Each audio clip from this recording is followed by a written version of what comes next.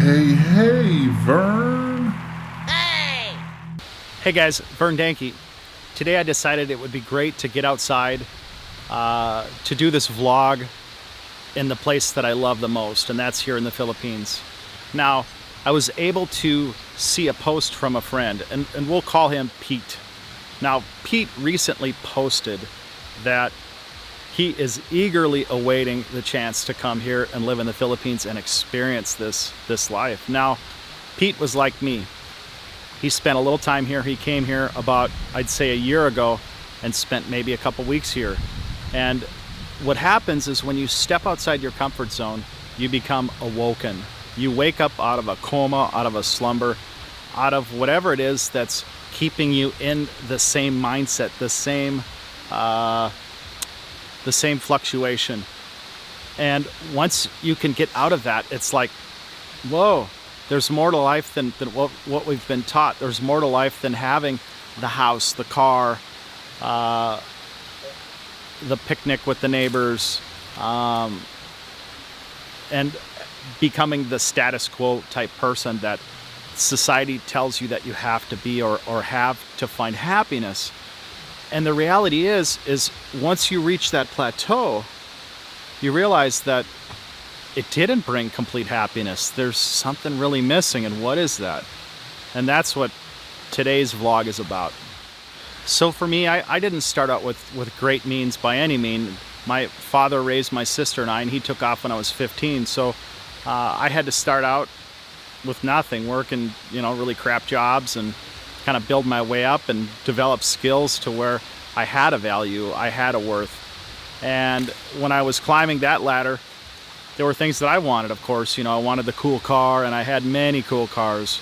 And at some point, I ended up getting married, and it's like, well, I guess the next progression is having a house. Let's get the house. So we had the house. I had the land. I lived very well, but yet something was missing. Something inside was just not satisfied. There was something inside that said, is this all there is? Is that it? So I went through this long period of somewhat disillusionment, and I started to think, well, maybe I need more things. So I worked harder to get more things. Maybe I need to climb higher in my job. I climbed as high as I could with my own business to the point where I couldn't get any more awards. I couldn't climb any higher. And it just came to the point where something had to change. Otherwise, I was just not going to be really happy, because I wasn't climbing, I wasn't growing, I wasn't gaining anything. I was just stale, I was stagnant. And I think a lot of people fall into that rut, and then they get old very fast because life seems awfully mundane. So once I read Pete's letter, I was quickly reminded of my own changes, my own disillusionment, my own awakening, coming out of my own cocoon of sorts. Having everything the world tells you locks you down into living that experience more than anything, and it's somewhat of a trap, because if you have a 30-year mortgage, you're going to have to stay in that job, because if you don't, and you lose a couple payments to pay on your place, you can lose everything you have. And that's a pretty scary place to be, especially if you have family or people that are dependent on you. So life becomes more of a monotonous drudge. You're unable to really grow.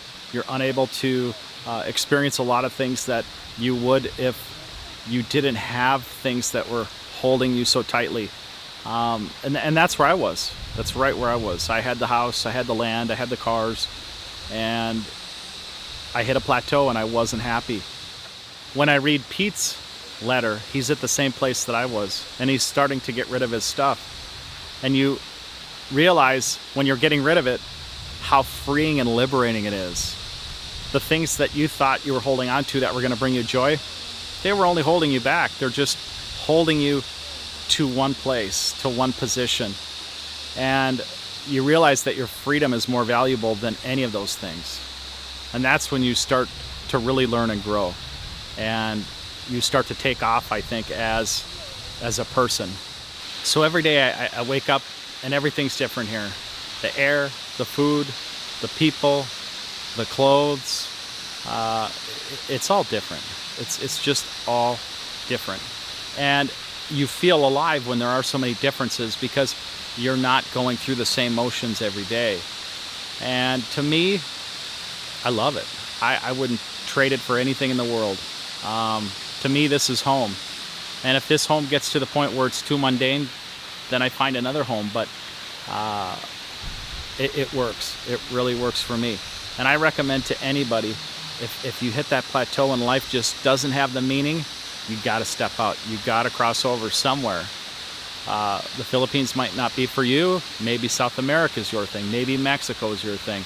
But find a place that you connect with. Find a place that you feel alive, and you'll never regret it. It's more valuable than anything, than any one thing that you could possibly possess. Okay? Hey, Vern.